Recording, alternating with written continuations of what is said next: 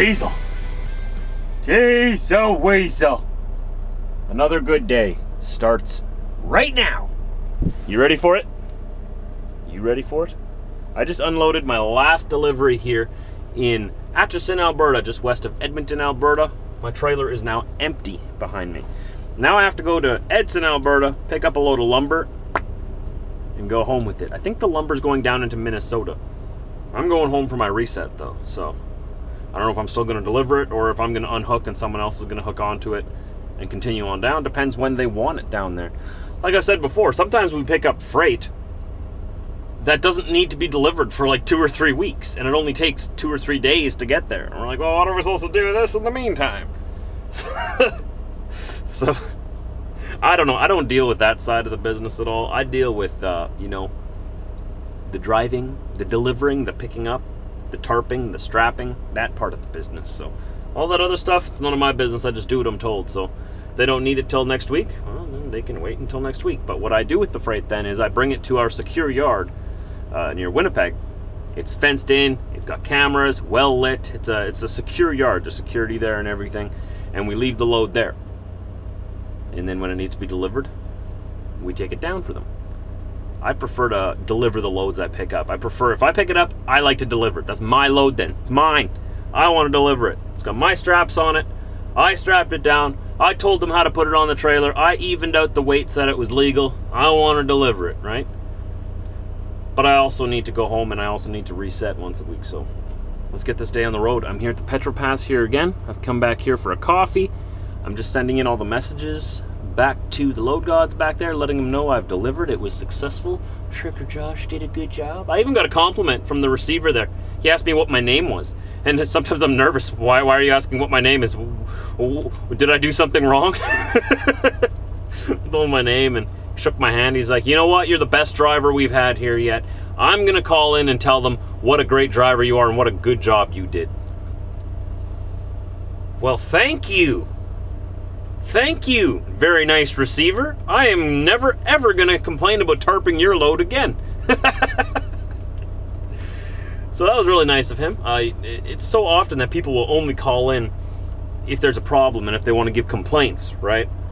Well, it was kind of nice. It feels good to know that I did a good job. He said I was in contact with him the whole way from when I loaded it. As soon as it was on my trailer and I left the shipper, I let him know, I have your freight. I'm coming to you. This is when I think I'm going to be there. I called him again the next day, and then the next day, and then when I delivered on time. Bang on the button. So he says, you've been in constant communication with me. You've done a great job. Everything went very smoothly. Nothing's damaged. It looked good when you rolled into the lot. It didn't look all sloppy. Just gonna call in and tell him I did a good job. Diesel. That just made my day. Made my day.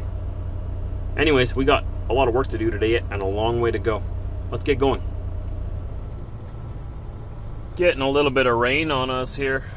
Looks like it's gonna pass quickly though.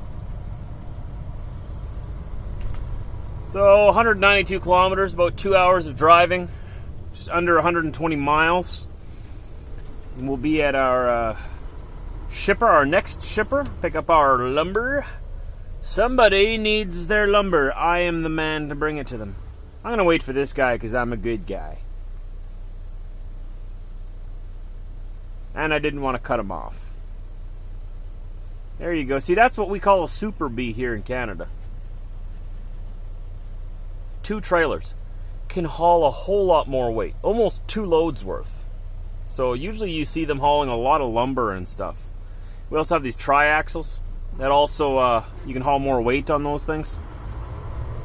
For the most part, I just haul tandems, like 2 axles, because we do so much work into the United States, and it's just easier to comply with their laws if we just use tandems, because that's all they use down there. But they do use split axle down in the States to haul a little bit more weight. We're not allowed to haul split axle up here. Not in Manitoba anyways. I believe the reasoning for that is that when you're hauling a heavy load on a split axle and you go around a corner like this here, it rips up the pavement. And you know us, we use cheap pavement for our roads, so it rips up pretty easy. So you can't haul a split axle in Manitoba. But you can haul a triaxle, which rips up the road as well. Like, there's another triaxle. But it doesn't rip it up quite as much, I guess. I don't know. Different places, different laws. Alright, let's give her. Let's give her. I want to get there so I can turn around and go home.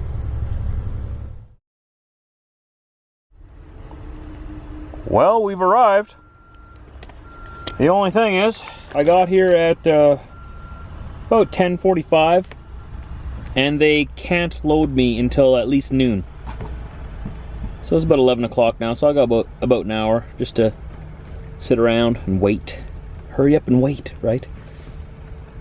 So in about an hour, I guess they'll throw the lumber on my trailer. I'll throw whatever straps I need to over it, and we're gonna book it home. This lumber is going to Detroit Lakes, Michigan. I'm gonna be delivering it next Tuesday. I believe that's when they want it, Tuesday or Wednesday. So that gives me enough time to go home, because home is on the way, get my reset at home, and then continue on with this load. So I get to hold on to my load, which is good. And then from Detroit Lakes, I don't know where my reload will be. We'll see. They'll probably have that figured out by the end of today, I'm guessing. If not, Monday morning.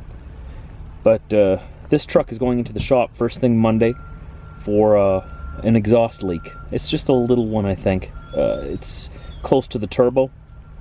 I just want them to look at it, and if it needs fixing, if it needs a little bit of a mechanic's touch, then at least they can get that fixed before it turns into something a lot bigger that could be a big problem for me.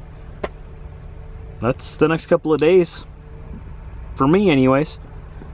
So as soon as this truck's out of the shop on Monday, I'll take off towards Minnesota, and Detroit Lakes is only about 4.5 hours away from where I live, so I could leave Tuesday early morning too if I wanted to and deliver Tuesday afternoon, but I'll probably leave Monday night. That way I can deliver Tuesday morning, and then I can get a reload Tuesday afternoon and point my nose wherever I need to go from there. That'd be the best use of my time. Get the most pennies out of the day that way. These are those Super Bees I've been telling you about. Look at how many bundles he's got on there. He's got 16 on each trailer. 16 bundles. Oh, it's got to be like 100,000 pounds. At least. At least I can't carry that much. I can only carry, what? 2, 4, 6, 8, 10, 12. I think I can carry 14. He's got 32 bundles on there. And he's doing a pretty good job backing up. I mean, it's difficult. Remember I was telling you that the other day, that it's one thing I wouldn't want to, or one reason why I wouldn't want to haul Super Bees is that it's very hard to back them up. He's trying to back in here beside me. Diesel, you gonna help him out? He doesn't really need my help to guide him because there's nothing there. He's just got to get it in the hole. So me getting out and helping him wouldn't really help his situation at all. He's just got to get that thing straight. But he's doing a pretty good job. Look at this. Really good job. I just can't imagine how heavy that must be. Yikes. I never see Super Bees like this in the States, though. Does America not do this? Do they not have Super Bees? Why do I feel like I'm sitting so high? Diesel, were you messing around with my seat? We're out of here, guys. We've got 79,000 pounds on the ground here. Probably close to 45 to 50,000 pounds of lumber on the trailer. And we are headed home. Oh, I haven't. There, let's see. Take me home, Andy. Take me home. Let's get out of here. So, as soon as she calculates it up, she'll let me know how far away we are. I'm guessing we're probably about 1,700 kilometers away, 16 to 1,700. That means it'll be 16 to 17 hours just driving, adding traffic, breaks, and a 1 8-hour night. So it'll be more than 24 hours. It's 1 o'clock here, it's 2 o'clock at home. I'll probably be home around supper time on Saturday. Tomorrow. Get ourselves onto the highway. Okay, 1,589 kilometers to home. So just under 1,600. So just, about 16 hours of just driving. to get home. If you guys are wondering why there's writing up on my windshield there, it's dry erase marker. That's where I put all my notes of reminders, things I need to remember. That way I don't forget. Otherwise, you know me, I forget everything. I have to have it right in front of me, otherwise I'll forget it. This is Edson, Alberta. I'm going to be late for my firewood chopping party. Or my wood chopping party, whatever you want to call it. Dad's got to help my sister Cheryl tomorrow fix one of her windows. When she bought the house, she didn't realize that one of the windows that she had installed, the people who installed it didn't install a header on top of the window. So every window, you need a header on top of your windows, right? That's what keeps the roof from caving in and breaking the window. So Dad's got to help her out this weekend and get that fixed up. So he won't be able to come down. So he'll be there next time. My father-in-law, I believe, will be there for a bit, and my cousin Will still coming down. I was just talking to him before I started moving. He's going to be there long before I even get home. He was going to re-shingle our gazebo roof for us and then start cutting as much wood as he can haul away.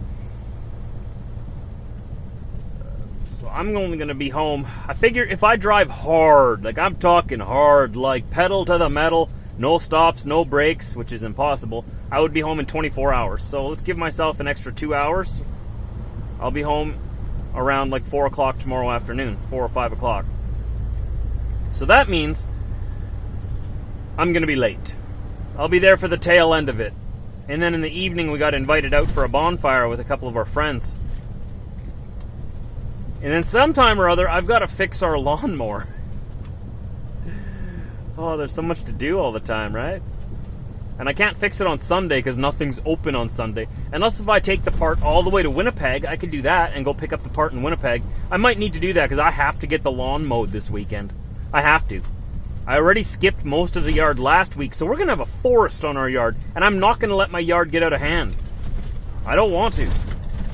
Because then it's a big pain to get it back into shape, you know, and then you got all the grass clippings to deal with.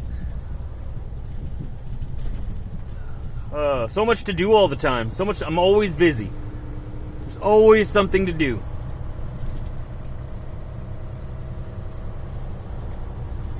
Plus, I want to have a social life, you know? I'll be leaving with this load Monday evening. So maybe, well, I could mow it Monday, actually. I could do that. I'll just have to get it fixed early Monday. And I don't know how long it's going to take me to fix it, because I'm going to try and fix it myself. Wish me luck. I'm a man, I can fix my own mower.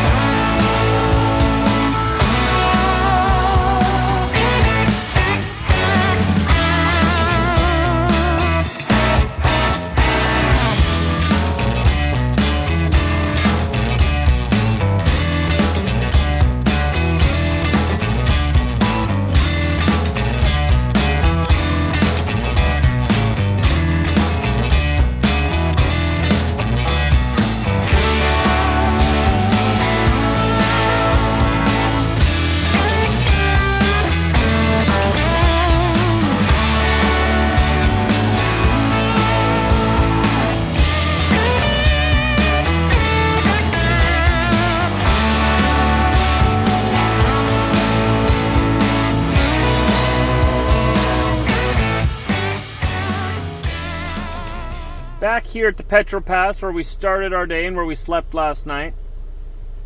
I want to grab some fuel now.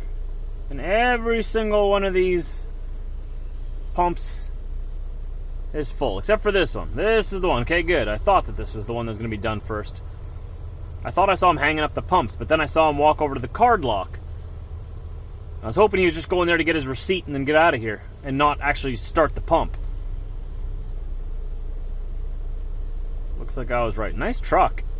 It's got Peterbilt and some straight pipes up the top. But something hit one of those straight pipes. One of them, the driver's side one's bent. That looks ugly. I'd want to get that fixed as soon as possible. Well, that's just me. One day I'll have a truck like that. I'll probably get a Kenworth though, to be honest, but I like the Peterbilts too. Alrighty, let's do this. Oh yeah, there it is. Pump 5. I choose you.